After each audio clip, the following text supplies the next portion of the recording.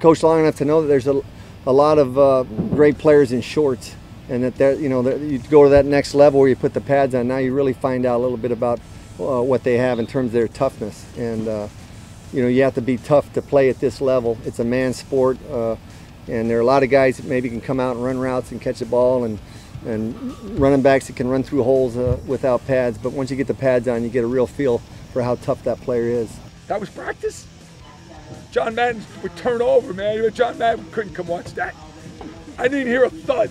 One guy backed into another guy, and they both fell. That's the only hit I saw all morning. But that's the way it is now. So things have changed. You can go to Vegas, and you cannot hit anybody and play football. How do you not hit anybody and play football? I would ask you that question. Hey everyone, it's Ed Graney and Michael Gehlken from the Review Journal. That was a little dancing music in the background. Here on day 2 of the Raiders training camp. They didn't actually practice here today. They were over at Memorial Stadium. We're over 6,000 fans. It's an alumni weekend, fan day to bring out the fans to watch the team over at the high school. Michael, right away, let's get to what happened today. There were no pads yet until tomorrow, but did you see anything that came out of practice today of note? Gareon Conley, we didn't see him, and that is the note. The Raiders' first-round pick of last season. We all know his history, the shin injury that forced him to miss essentially all of last season. Only played in 2 games, missed all of training camp. Has done all in all a very strong job of just being able to stay healthy. And that's probably the most important ability with him is that durability factor, availability. Him not being available, we really don't know what that means here on Saturday. We'll see whether or not he's on the field on Sunday. John Gruden did not speak to reporters following Saturday's practice, so we don't really know exact details quite yet. But he's so significant to this defense. You would think that it's nothing major. He had a great practice on Friday, but still something to monitor. Yeah, could this just be something they're doing with him to be overly cautious, give him a day off here and there? When we saw that he was here at the facility and not the stadium, that's the first thing we thought of. Okay, there's pads tomorrow. It's going to be a rough day. Maybe with Gareon Conley, because you said he is so vital to this defense as the projected starter and best player at corner, you really have to be cautious with him.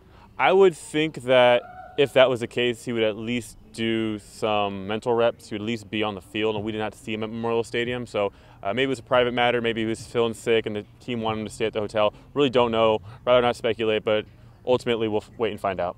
6,000 people over there. It's alumni weekend, over 100 alumni. I'm going to have a column in the paper about that tomorrow, and we were able to talk to some alumni about the move to Vegas. It seems like everyone's kind of gotten over that. They understand the stadium's being built.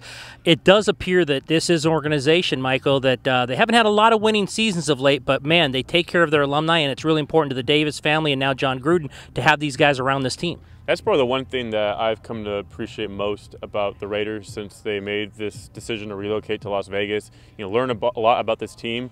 They're so, I want to say obsessive, but they're maniacal.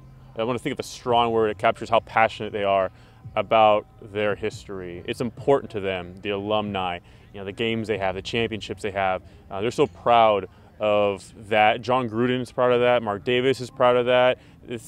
Not many organizations have an in-house historian, which the Raiders do have on their staff, and so they're committed to excellence, but they're also committed to honoring that excellence that they've achieved over the course of their franchise's history. And a weekend like this, when, as you said, more than 100 player alumni here in Napa, you get to kind of sense that.